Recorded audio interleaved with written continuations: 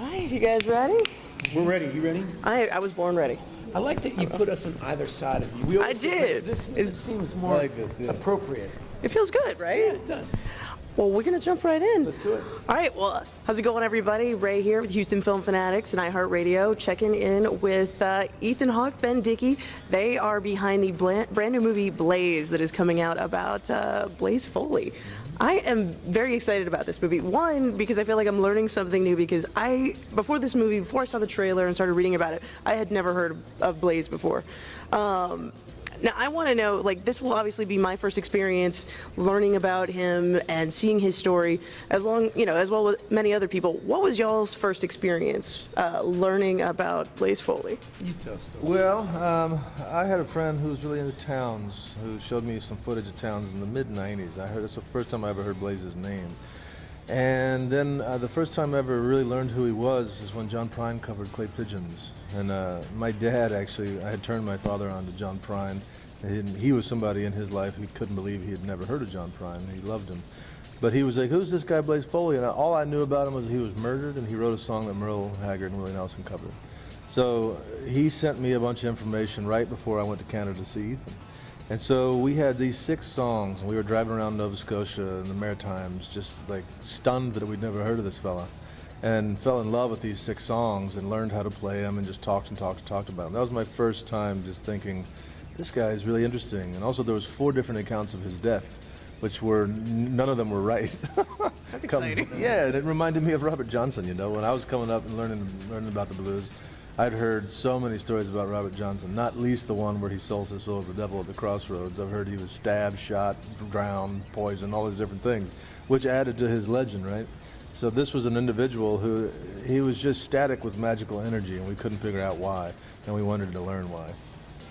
I just want to listen to him tell stories. Isn't it? Just the way that you tell stories is kind of fascinating. I love that. What about you? Well, we were right there together. I remember these sheets of paper that Ben's father had sent out with these different reports of Blaze's death. And one thing they got right, that he was living in a dumpster.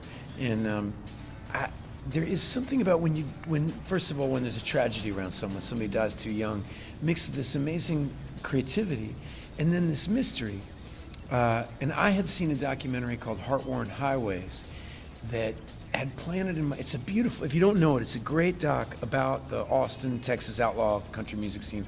Mostly focuses on Guy Clark and Towns, but it made me want to make in my mind somewhere, I wanted to make a movie about Texas music. And then I realized that Blaze would probably be the way to go. I was watching Ben play Clay Pigeons once and realized that Ben's from Arkansas and Blaze is from Arkansas, and Blaze is a big boy and Ben's a big boy, and I've been watching Ben play with his band, Blood Feathers, for a long time, and I knew that Ben has this tremendous charisma and tremendous talent. I thought, wow, if Ben could play Blaze and put his love of music and all his feelings about life and music and love and the disappointment of the music industry and the highs of playing music at a high level, if we could get that on screen, that Ben could do what no actor could do without, about 20 years of research, was put a relationship to music on film, and that could be really beautiful if you could do it, right? Absolutely. And that was the goal. I don't know, didn't really answer your question about how I heard Blaze Foley, but he answered it because we learned about him together. That feels good, though. That's okay. I like that. One of the things I noticed as I was watching the trailer and reading different things online is a lot of the comments from people that are really excited about this movie, but also people that are kind of almost wanting to, I guess, hold on to Blaze and kind of keep it low key. Like, it was a funny thing, I kept seeing several comments of people that are like, oh my God, I just kind of want to keep this a very personal thing that I enjoy for me and not have it get out there and be this big mainstream thing. Yeah, what are your thoughts on that? I mean, how do you guys feel? We all know that feeling, like you feel like you might be the only person that discovered a band. I remember when I was like 12 or 13, the kids who were like 16 and 17 were like, this band, the Pixies, is my favorite band.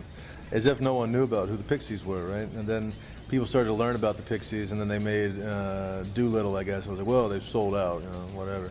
But music is to be shared, and then it can be a private thing, There's a part of our movie has a really intense emotional scene where we play one of Blaze's most famous songs, but at one time it was a secret, and it was a secret between two people who were madly in love, but something was pulling them apart, and they both knew it. And before that song was recorded and got out into the world, it was something that was cherished between just two people. And art is that a way where when it's at its inception, it's something that's not defined and nobody can put a limit on what it's supposed to be. And then it makes it into the world and it starts to get defined by many, many people. So that's just the way it is. I mean, once you get here and you do what you do and then you go, people are going to say what they're going to say about it. But I think that the magic of what Blaze does is that there are people, thousands of them all over the world as we speak, doing it at the same time. And maybe they don't have the thrust or the designs on getting famous or whatnot. But there's to me it's really magic, like proper magical and mystical. It's like musical Fight Club and we're all joining, is what it is. Yeah, something like that. But you know, the other way, another thing is, I have sometimes very private relationships with the Beatles. And I know that lots of people love the Beatles, but they don't have my relationship to the Beatles. And, you know, good art, good movies. You know, I feel that way sometimes with a movie where you want to be the one that turns your friends onto it. And, you know, I love that feeling. I respect that feeling. I understand it completely. I'm very much looking forward to it. One of the things that I want to talk about a little bit is your take on directing the film. And Ben, this is your first film. And what is it like also for you being directed by not only a friend of yours, but by a director that's had so much time in front of the camera as well as being behind it? Well, I knew he would have some understanding on what to do. I've seen Ethan work in all the different capacities he's worked. I've seen him work to get a graphic novel produced. I've seen him work on stage. I've seen him work behind the camera. I've seen him work in front of the camera. The idea for this, there's no part of me going into this that was like, I hope Ethan knows what he's doing. I knew he knew what he was doing. I wanted to be ready for my friend. You know, he had asked me to join this team, and I wanted to make sure I was in shape to do it. So he's a great seller of adventure. And come with me, and we're going to explore. And at the same time, he's a wonderful leader. And you know, he was bouncing off the walls some days, and other ways he was rooted and calm. But his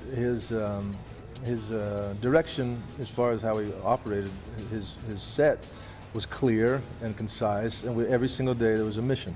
And that's the way it felt every day. And so when I would wake up in the morning, they would hand me the mission for the day, and we would get inside of it. And the whole experience was, isn't this wonderful? Isn't this wonderful to do? And he radiated that. You have to give people, I mean, the great blessing of being a director that's different than being an actor is creating an environment where other people can excel. You know, that's what I always want from a director. The ones who directed me really well, they invite me to participate. And you can't have creativity, it can't be like a reheated meal, you know? You want to have it right, a real meal, a real creativity. And for that to happen, it can't be some idea I have alone in my room. I have to say, well, I've got an idea. I'm going to tell Ben to think about what Cesar Chavez means to Blaze tonight before we go to bed. And in the morning, I'll say, hey, Ben, what do you think Cesar Chavez means? And Ben comes up with a riff, and Ben's putting his life, his love, his passions, the way his brain works onto Blaze's. And what you get is Ben's performance, not my idea of a performance. You get actual Ben's creativity, and I get to photograph it, create it, cut it, move it. That's what I get to direct the energy of where the performance goes. But that's what I love to do, is put me in, coach. You know, let me play. Don't dictate to me how I'm supposed to move. Well, one of the things I like from other interviews and things that I've seen with you guys is this really does seem like a labor of love from everybody that's been involved. And there's times that you see people talk about movies, and it's like you can kind of tell, like, yeah, we're going through the motions. We've done this, you know, over and over again. And yes, this is definitely not y'all's first interview talking about this movie. But every interview that I have seen with you guys, you seem so genuinely excited about talking about the movie and promoting the movie. And I think that's so important. It just doesn't come around all the time. It just doesn't come around all the time. And we're both not 15. You know, we know it doesn't come around all the time. This is the kind of we like this movie. We like Blaze Foley's music. We like Sybil Rosen. This is her story. I love her. You know, she's an amazing person. And his wife was the art director of the movie, and my wife produced it. And we love this movie. You know what I mean? It's not a, it's not a unit of sale to us. It's something that I'd like to put into the world. The world's got all this crap going on all the time. And I do think that if like-minded people are all finding their voice and we hear each other's voice, then you go, hey, the world's not all bad. Wait a second. There's things I can feel all right. We're also fiercely proud of the work we did. You know, it's really true. When we finished making the movie, somebody mentioned to me, is like, when does the edit start? And it really, truly dawned on me, oh, right. We made a movie. The experience was singular to me, and where I went and what I was asked to do and the people I met and the experiences I had were so powerful and intense and beautiful, and I felt so lucky to participate. And then, oh right, it's also going to be a movie. It really hadn't, like, it was just kind of like this, that was a wonderful like spirit camp that we just went to, and right, and then we get to share it. So this is the part where we get to share it. So we're fiercely proud, of all the people and all of the luck that we had and all of the gifts that were given and all of the blessings that were bestowed upon us, and Chris and Charlie and Alia and all the good people in Louisiana. We felt like the wind was in our sails and that Blaze and others were working for us and we were with it, you know what I mean? So we want to honor them by showing up. I love that. I'm ready to show up with you guys. I'm not going to lie. I'm really.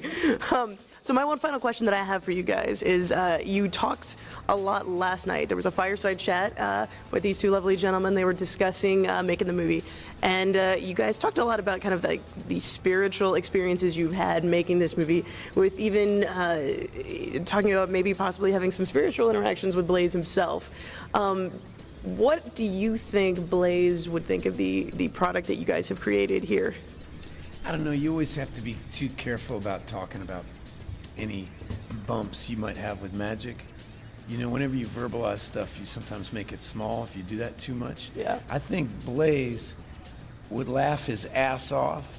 I remember through the making of the movie, we met many people that love Blaze. The obvious three is his sister Marcia, his running buddy Gurf Morlex, who's really kept the flame of Blaze's music alive before the internet happened. That there was this music was in danger of being absolutely lost without Gurf. And then Sybil, his lover, and through their love of him, we see this shadow person. There's a shape in his vacuum, and you can learn a lot from that shape. And Gurf, I remember, Gurf had a general mistrust of movies. And he just said, look, Blaze would like it as long as it's art. Are you making art? Taking life and transfusing it into something creative for other people to be able to absorb, right? What is art like?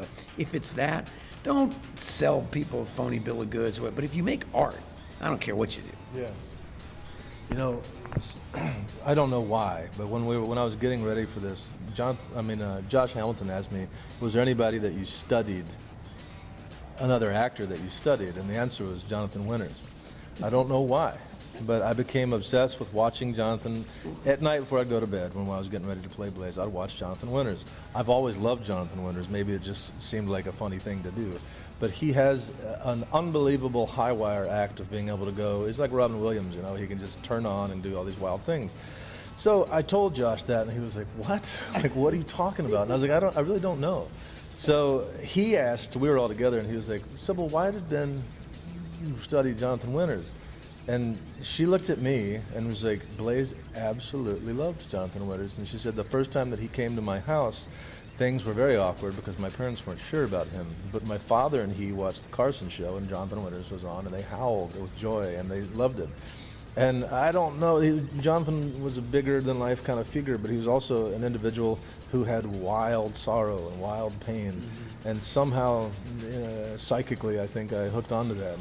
So that's a little example of many times where people would be like, yes, he's here, he's talking to y'all, he's communicating with y'all. And like Ethan said, when you start talking about something like that, it sort of diminishes. So I just let it push me. And there's more that personally I've experienced that I almost dare not speak about because I seem they poof, they might not be what they were. Well, I, for one, am very, very excited about seeing this movie. I really, really am. Especially, yeah, you guys really have painted quite a picture. I'm very excited about it. I want you guys to be excited about it. Blaze is going to be opening this month here in Houston. You need to get out, go check it out, see the labor of love that these guys have put together. And, yeah, we'd love to hear what you guys think in the comments. Thank you guys so much both for talking with us. I really, really appreciate it. Thank you. Thanks, guys.